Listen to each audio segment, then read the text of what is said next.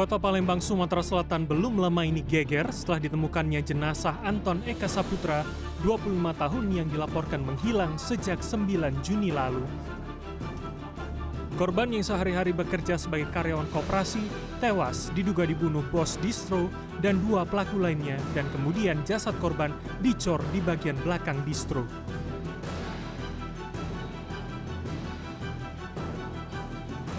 Distro anti mahal yang terletak di Jalan Maskarebet Raya, Kelurahan Talang, Kecamatan Alang-Alang Lebar, Palembang, merupakan tempat usaha tersangka A bersama istrinya. Di sini A merencanakan menghabisi korban. Kronologi terjadinya pembunuhan ini berawal dari pada tanggal 8 Juni korban datang untuk melakukan penagihan pinjaman. Namun tersangka bersama 2 orang lainnya telah merencanakan pembunuhan terhadap korban. Kejadian itu berada di dalam. Kemudian korban dimakamkan dengan cara dicor oleh semen. Menerima laporan orang hilang dari keluarga korban, polisi melacak nomor IMEI ponsel korban yang ternyata berada di Batam. Polisi juga melakukan pengecekan ke Batam pada 25 Juni 2024 dan mendapati ponsel tersebut ada di tangan seorang berinisial PO. Polisi lalu menahan PO. Hari Selasa, tanggal 25, kami telah melakukan penangkapan seseorang yang dicurigai terlibat dalam tindak pidana ini. Setelah kami gali, ternyata yang terjadi tindak pidana pembunuhan. Dan kepada polisi, PO mengakui korban sudah dibunuh dan jenazahnya dicor di dalam ruko. PO yang kemudian ditetapkan sebagai tersangka ini juga mengaku dia hanya membantu A, yaitu pemilik toko distro, untuk menghabisi korban dan mengecor jasadnya.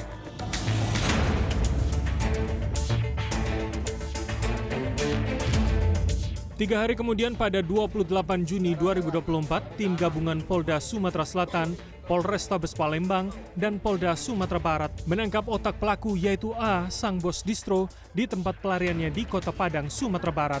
Kepada polisi, tersangka A mengakui perbuatannya. Ia mengaku kesal dan sakit hati terus ditagih hutang oleh korban Anton yang juga dipanggil Reza sebagai nama lapangan. Tersangka A mengatakan ia memiliki utang 5 juta rupiah kepada koperasi tempat korban bekerja, namun membengkak menjadi 24 juta rupiah. Sebelumnya pada hari kejadian pembunuhan pada Sabtu 8 Juni 2024, korban datang ke distro dan dipersilahkan duduk. Saat korban mengeluarkan kertas catatan dari dalam tasnya, tersangka A langsung memberikan isyarat kepada kedua rekannya yakni PO dan KE, dan disitulah pembunuhan keji ini terjadi. Tersangka PO yang memegang kunci roda memukul bagian belakang kepala korban, sedangkan KE menjerat leher korban dan memukul tubuh korban beberapa kali. Korban tewas tanpa perlawanan sama sekali. Selanjutnya ketika tersangka membawa korban ke bagian belakang distro dan mengubur jasad korban lalu dicor dengan semen. Tersangka A kemudian mengambil uang sebesar 35 juta rupiah dan memberikan PO dan KE sebesar 1,5 juta rupiah. Tersangka A lalu kabur ke Padang, Sumatera Barat, sedangkan KE dan PO melarikan diri ke Kabupaten 4 Lawang, Sumatera Selatan. Dengan menjual motor milik korban, PO lalu pergi ke Batam hingga akhirnya ia tertangkap.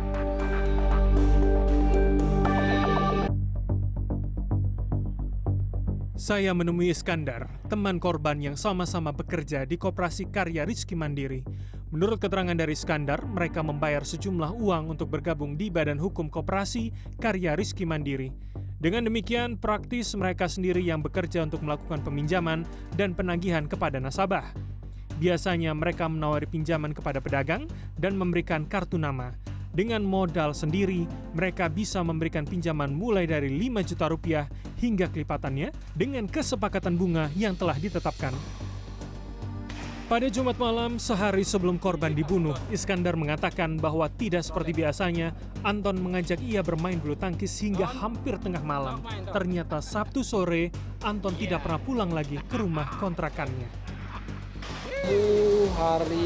Hari Jumat malam Sabtu. Jadi dia sekitar pukul sesudah maghrib lah, dia ngechat kan lewat WA, ngomongin mau ikut main bola tangkis. Ya kata saya datang aja Ton. Datang ya Pak, main sampai sekitar jam 11:30 lah dia pulang itu.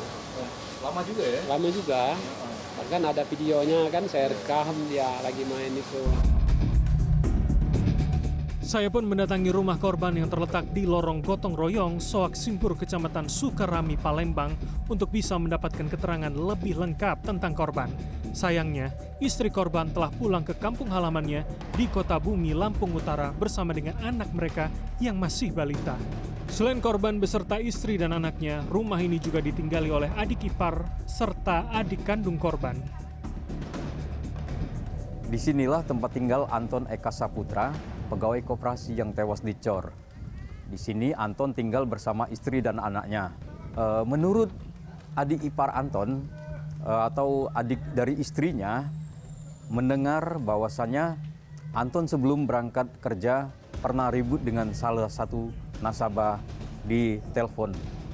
Seperti apa? Nanti kita tanya sama adik ipar. Pada hari naas, Sabtu 8 Juni 2024 di pagi hari, adik ipar korban Nopika Warisan Jaya mengaku sempat mendengar kakak perempuannya berkata bahwa korban sempat ribut dengan seseorang di telepon. Dia mau berjalan kerja, dia ada yang nelpon itu. Itu nggak tahu juga siapa kan. Nelpon itu didengar Ayu. Dengar Ayu itu yang ngomong kalau dia ngomong ke aku belum ada duit cak itu ini. Ya, kan sudah lama masalahnya ini apa? Uang itu pinjaman itu katanya. Akhirnya aku kesana bae jadi ngomong kemana lah nggak tahu. Pokoknya aku kesana jadi. Orang yang melaporkan hilangnya Anton dan mengawal kasus ini sejak awal adalah Jasmadi, seorang pengacara yang rumahnya bersebelahan dengan tempat tinggal korban. Rumah korban ini pun merupakan rumah kontrakan milik Jasmadi.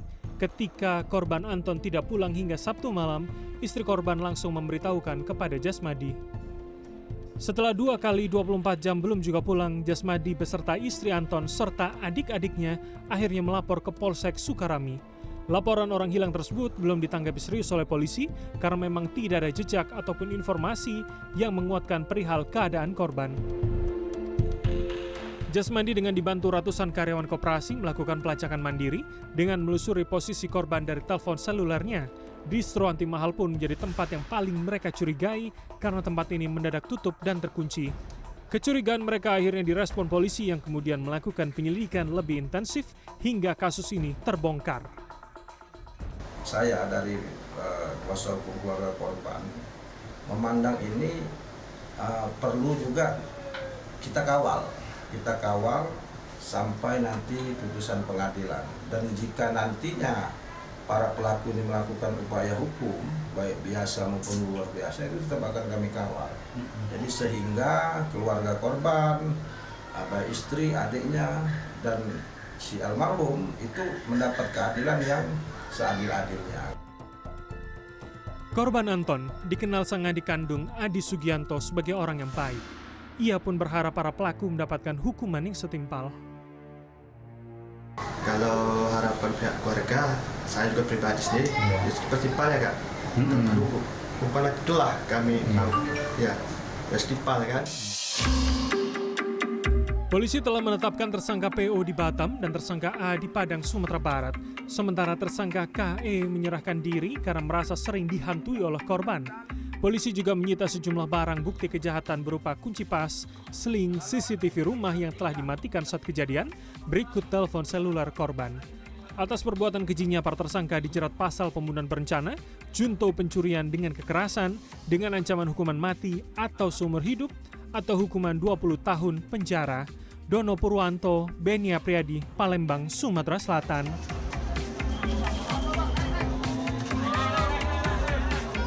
Alhamdulillah.